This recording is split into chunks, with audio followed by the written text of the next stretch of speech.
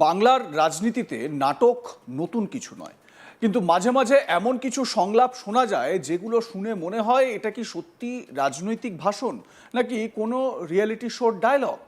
বীরভূমের লাভপুরে তৃণমূল কংগ্রেসের সভায় দাঁড়িয়ে অভিষেক ব্যানার্জি যখন বললেন যদি বিজেপি শাসিত রাজ্যগুলোতে লক্ষ্মীর ভাণ্ডার যুবসাথীর মতো প্রকল্প ঠিকমতো চালু থাকে তাহলে আমি রাজনীতি ছেড়ে দেবো, তখন অনেকেই হয়তো চুপচাপ শুনছিলেন, কিন্তু ভিতরে ভিতরে প্রশ্নটা ঘুরছিল সত্যি নাকি নাকি এটা সেই চিরাচরিত বা চিরচেনা রাজনৈতিক চ্যালেঞ্জ যেটা কখনো বাস্তবের মাটিতে নামেই না। ঘটনাটা শুরু হয় একেবারে সিনেমার মতো। বীরভূমের লাভপুরে তৃণমূলের নির্বাচনী সভা, সামনে বিশাল জনতা, মঞ্চে নেতারা, আর তার আগে বড় স্ক্রিনে চলছে ভিডিও। আর সেই ভিডিও থেকে নরেন্দ্র মোদী, অমিত শাহ, মানে একদম বলিউডি এন্ট্রি। নায়ক মঞ্চে ওঠার আগে ভিলেনদের ক্লিপ দেখানো।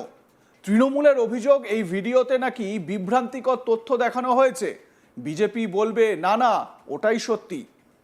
সত্যিটা কোথায় সেটা ভোটের আগের রাজনীতিতে সাধারণত বিরল প্রজাতির প্রাণী দেখা যায় না, শুধু আলোচনা হয়। একটা সময় ছিল রাজনীতি মানেই ছিল পোস্টার, মাইক আর দেওয়াল লিখন। এখন giant screen, video clip, social media cut, viral dialogue, মানে পুরোটা একেবারে ট্রেলার বনাম ট্রেলার লড়াই। এই ঘটনায় সেই পরিস্থিতিই দেখা গেল। অভিষেক ব্যানার্জি মঞ্চে ওঠার আগে দর্শকদের ওয়ার্ম আপ করানো হলো ভিডিও দিয়ে। এটা ঠিক যেন সিনেমা শুরু হওয়ার আগে টিজার দেখানো, তারপর হিরোর এন্ট্রি, আর তারপরই আসে সেই বিখ্যাত সংলাপ আমি রাজনীতি ছেড়ে দেবো। এদিনের সভায় অভিষেক ব্যানার্জি বলেন বাংলার চারপাশে দেশের প্রায় 15টি রাজ্যে বিজেপি শাসিত সরকার চলছে, একটি রাজ্যেও যদি বাংলার মতো লক্ষ্মীর ভাণ্ডার চালু থাকে তাহলে তিনি রাজনীতি ছেড়ে দেবেন। অভিষেক ব্যানার্জি তিনি কি ডায়লগ দিয়েছেন বা কি বক্তব্য রেখেছেন একবার শোনাই তার বক্তব্য। লক্ষ্মীর ভাণ্ডার দিতে পারবে না, বিজেপিকে ভোট দিন, বিজেপি নাকি 3,000 টাকা করে লক্ষ্মীর ভাণ্ডার দেবে। মায়েরা শুনুন, ভারতবর্ষে বাংলাকে বাদ দিন 15টা রাজ্যের বেশি রাজ্যে বিজেপি ক্ষমতায় রয়েছে। পাশে আসাম, বিহার, ত্রিপুরা, রাজস্থান, উড়িষ্যা, গুজরাট, মধ্যপ্রদেশ, অরুণাচল প্রদেশ, একাধিক রাজ্যে বিজেপির সরকার ক্ষমতায়। এখানে সংবাদ মাধ্যমের প্রতিনিধিরা আছে, আপনাদের হাতে মোবাইল ফোন আছে। আমি চ্যালেঞ্জ করে যাচ্ছি বিজেপির নেতাদের, যদি ক্ষমতা থাকে 15টা রাজ্যে তোমরা ক্ষমতায়, যেভাবে মমতা বন্দ্যোপাধ্যায় পরিবারের সবাইকে লক্ষ্মীর ভাণ্ডার দিয়েছে, একটা রাজ্যে যদি করে দেখাতে পারো আমি রাজনীতির আঙিনায় পা রাখবো না, সেদিন রাজনীতি ছেড়ে দেবো।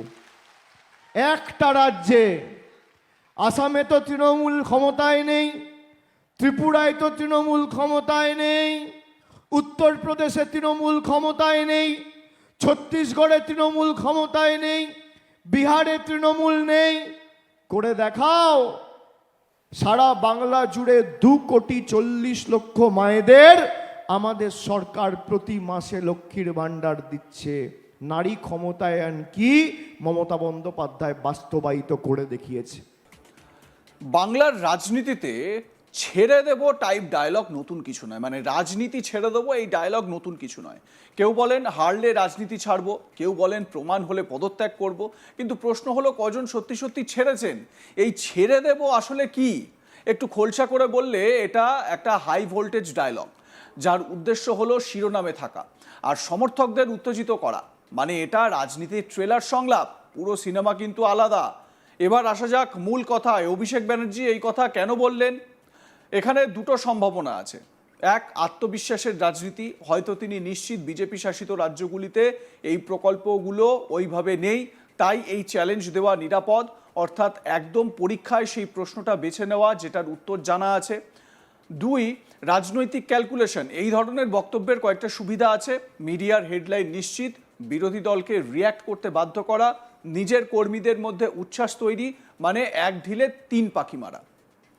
বিজেপির প্রতিক্রিয়া চ্যালেঞ্জ গ্রহণ। অন্যদিকে বিজেপিও তো বসে থাকবে না, তারা বলবে দেখুন আমরা অনেক রাজ্যে উন্নয়ন করেছি, ওনার বক্তব্যই ভুল। এ বিষয়ে বীরভূমের বিজেপি নেতা শ্যামাপদ মণ্ডল তিনি কি বলেছেন শোনাবো আপনাদের।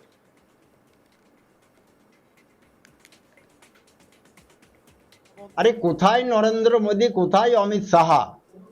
আর তুমি একটা রাজ্যের আঞ্চলিক দলের একটা পিসিমা দৌলতের নেতৃত্ব দিচ্ছ, কর্তৃত্ব ফলাচ্ছ, তাদের সঙ্গে তুলনা করা এইরকম একটা বাচ্চা ছেলের মুখে সাজে? এখন ক্ষমতার বাইরে যদি কেউ কিছু বলতে যায়, সমাজে তাকে কি বলে? হয় পাগল বলে, না হয় উন্মাদ বলে। অতএব এইরকম এখন ২৬ সালের নির্বাচনের আগে উন্মাদ পাগলের মতো কথা বলে কোনো লাভ নাই। আরে নরেন্দ্র মোদী আজকে বিশ্ব নেতা, শুধু ভারতবর্ষের রাষ্ট্রনেতা নয়, আজকে অল ওয়ার্ল্ড ফেমাস লোক। এবং তার কথা, তার যুক্তি, তার বুদ্ধি, তার কৌশল নেওয়ার জন্যে অনেক রাষ্ট্র তাকে মানে কি বলবো, সেদে সেদে তাকে নিয়ে যাচ্ছে তাদের রাষ্ট্রে। আর তার তুলনা করছেন উনি। নরেন্দ্র মোদী যদি সঠিক লোক না হতো, তাহলে ভারতবর্ষের আজকে ১৩৫-৪০ কোটি মানুষ দেবতার মতো তাকে দেখছে। অনেক জায়গায় মানুষ বলছে আমরা ওকে মানুষ রূপে দেখি না, আমরা ভগবান রূপে দেখি। তাহলে সেই মানুষটির উনি ভুল ধরতে যাচ্ছেন। মানে একটা আমাদের বাংলাতে প্রবাদ আছে যে চালুন যদি ছুঁচের ফুটো দেখতে যায়, সেটা যেমন অবস্থায় দাঁড়ায়, এই আমাদের অভিষেক ব্যানার্জির ঠিক এই রকম অবস্থা। উনি নিজে চালুন আর উনি ছুঁচের ফুটো দেখতে যাচ্ছেন। অতএব এর কোনো সাধারণ কমন সেন্স আছে বলে আমি মনে করি না। দিদি পিসিমার হাত ধরে ক্ষমতার আলিঙ্গনে এসে ক্ষমতাকে ব্যবহার করে উনি দাপিয়ে বেড়াচ্ছেন সরি পশ্চিমবাংলায়। একবার তো মাঝে দেখেছিলাম ভাইপোর ছবিও খুলে দেওয়া হচ্ছিল, আবার দেখছি ইদানিংকাল লেগেছে, মানে পিসিমা কোনো রকমে চটি গিয়েছিল তাই ছবি খোলা হচ্ছিল, আজকে আবার ছবি লাগতে লেগেছে। দলের কটি তৃণমূলের লোক সঠিকভাবে ওদের প্রতি সন্তুষ্ট, এটা আমাকে বলতে পারবেন না? বলতে পারবেন? অতএব এই কাজ ২৬-এর নির্বাচন পর্যন্ত কেবল অপেক্ষা করুন। তৃণমূল ওই পিসি ভাইপোর দৌলতে, পিসি ভাইপোর নেতৃত্ব। আমার সহকর্মী শান্তনু হাজরা এ বিষয়ে তার প্রতিবেদনে কি বলছেন শুনুন। অভিষেকের সভায় মোদি শাহের ভিডিও দেখানো হয়েছে, আর সেই ভিডিও দেখছে অনুব্রত মণ্ডল, তৃণমূল প্রার্থী চন্দননাথ সিংহ, তৃণমূল প্রার্থী অভিজিৎ সিংহরা এবং মঞ্চে উপস্থিত তৃণমূলের একনিষ্ঠ যা কর্মী, নেতাকর্মী, মন্ত্রীরা। রীতিমতোই এই ভিডিও সামনে আসতেই একেবারে হৈ হৈ কাণ্ড রাজনৈতিক পারদে। ভারতীয় জনতা পার্টির তরফ থেকে তীব্র কটাক্ষ আক্রমণ করা হচ্ছে যে তারা একেবারে নরেন্দ্র মোদী ও অমিত শাহের ভিডিও ব্যবহার করতে হচ্ছে এই নির্বাচনী প্রচারে। তাদের অভিষেককে তীব্র কটাক্ষ আক্রমণ করেছে ভারতীয় জনতা পার্টি যে জেলা নেতৃত্ব রয়েছে তারা। কি দেখানো হয়েছে ভিডিওতে দেখানো হচ্ছে যে নরেন্দ্র মোদী এবং অমিত শাহ বক্তব্য রাখছে, উন্নয়নমূলক যে প্রকল্প তারা করেছে সেই প্রকল্প নিয়ে, এবং সঙ্গে সঙ্গে ভিডিওতে প্রশ্ন ছুড়ে দেওয়া হচ্ছে।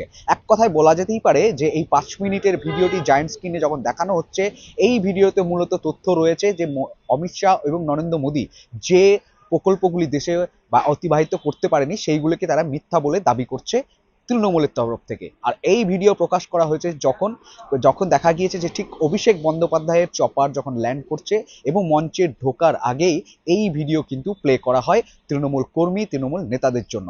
আর যখন এই ভিডিও প্রকাশিত হয়েছে সাথে সাথেই কিন্তু ভারতীয় জনতা পার্টির নেতৃত্বরা তীব্র কটাক্ষ আক্রমণ করেছে অভিষেক বন্দ্যোপাধ্যায়, মমতা বন্দ্যোপাধ্যায়কে এবং শাসক দলকে।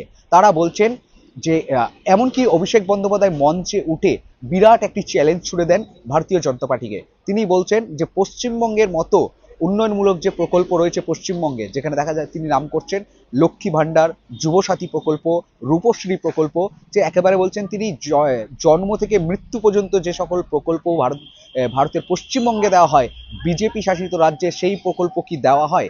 যদি দেওয়া হয়ে থাকে তাহলে অভিষেক বন্দ্যোপাধ্যায় কিন্তু রাজনীতি ছেড়ে দেবেন, এরকম বিরাট একটি চ্যালেঞ্জ কিন্তু ছুড়ে দিয়েছেন লাভপুর বিধানসভার প্রার্থীর প্রচারে গিয়ে সভা মঞ্চ থেকে।